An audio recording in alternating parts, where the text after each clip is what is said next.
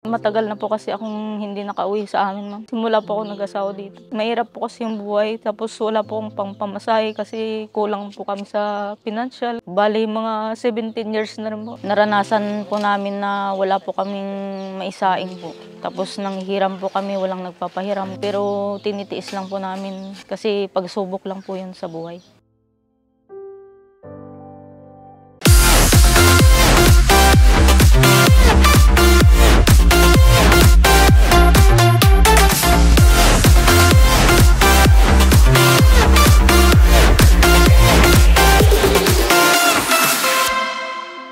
So, pumunta rin ang ating team sa Umingan, Pangasinan para ibigay ang Hako Challenge Sari-Sari Store. Tignan po natin ang kwento ni Madam Aubrey.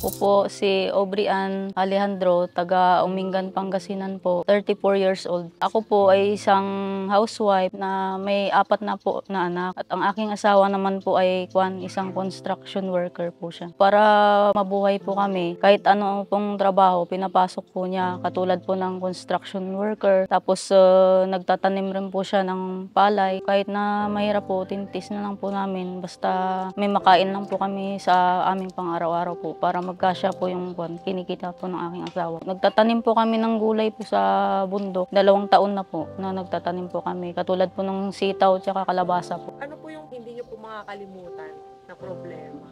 Siguro po yung nung bata pa po ako kasi iniwan po ako ng magulang ko. Pinangako ko sa sarili ko po na kahit na maghirap po kami, basta yung mga anak po namin masaya po at kumpleto po kami magpamilya. Lumaki po ako sa lolo at lola ko po.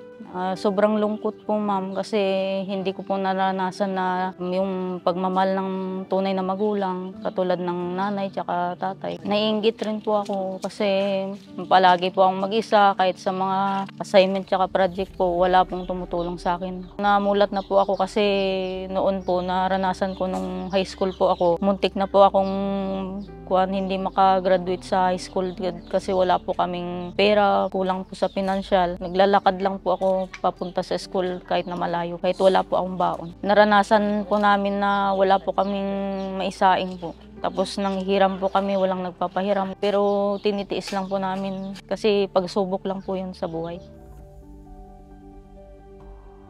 Kaya po yung nag-goal po kami ng mag-asawa na magtanim. Subukan po namin magtanim kahit wala po kaming experience sa pagtatanim. Nagtanim po kami. Para po sa asawa ko, masayang-masaya po ako kasi siya po yung binigay ng Panginoon sa akin na katuwang po sa buhay. Para makayanan ko po lahat ng pagsubok at magkasama po kaming mabuo yung pamilya namin na magampanan po namin yung tungkulin namin bilang magulang po sa mga anak po namin. Para po sa mga anak ko, gusto ko pong makapagtapos po sila na hindi po sila maghirap lahat po ng gusto nila, matupad nila at mabili po nila pag lumaki po sila. Pag meron na po silang maayos na trabaho. Matagal na po kasi akong hindi nakauwi sa amin, ma'am. Simula po ako nag-asawa dito. Mahirap po kasi yung buhay, tapos wala po akong pangpamasahe kasi kulang po kami sa financial. Bali, mga 17 years na rin po, hindi po kami nagkikita.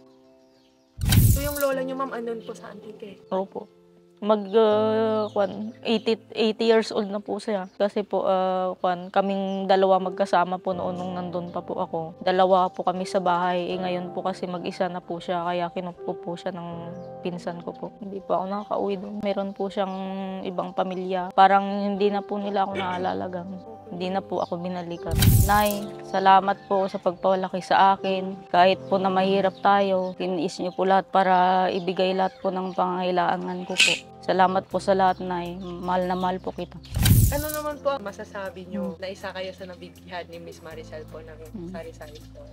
Ay Ma'am Maricel, sobrang saya ko po kasi isa po ako sa napili kasi marami pong sumali. Isa po ako sa maswerteng napili po.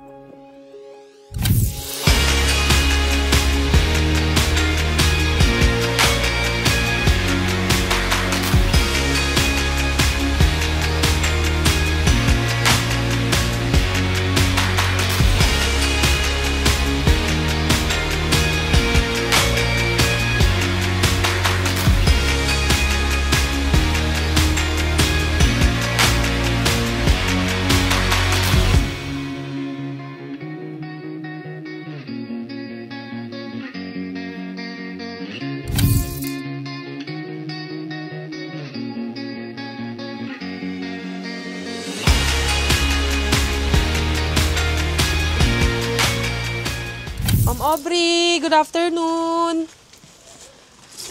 Kamusta po kayo, ma'am? Okay lang po, ma'am. So, andito po ulit yung team ng Hako Challenge para ihandog na po sa inyo yung bigay po na groceries ni Miss Maricel Tulfo. So, tara po.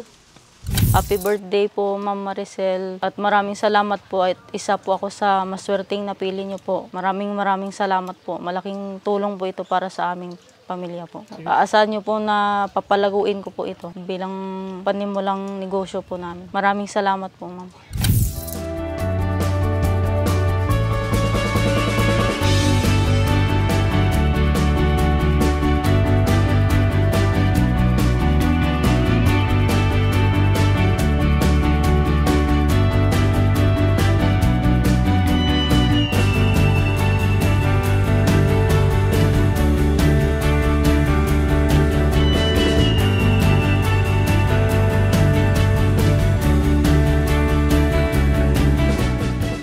Thank you po Ma'am Maricel Tulfo sa inyong handog po na Sari-Sari Store Hako Challenge po at isa po ako sa maswerteng napili po. Maraming salamat po. Isang malaking tulong po ito para sa aming pamilya po. Kasi po nagkaroon po ako ng yung pinapangarap ko lang po noon na magkaroon ng Sari-Sari Store at ngayon po natupad na po talaga. Maraming salamat po, ma'am.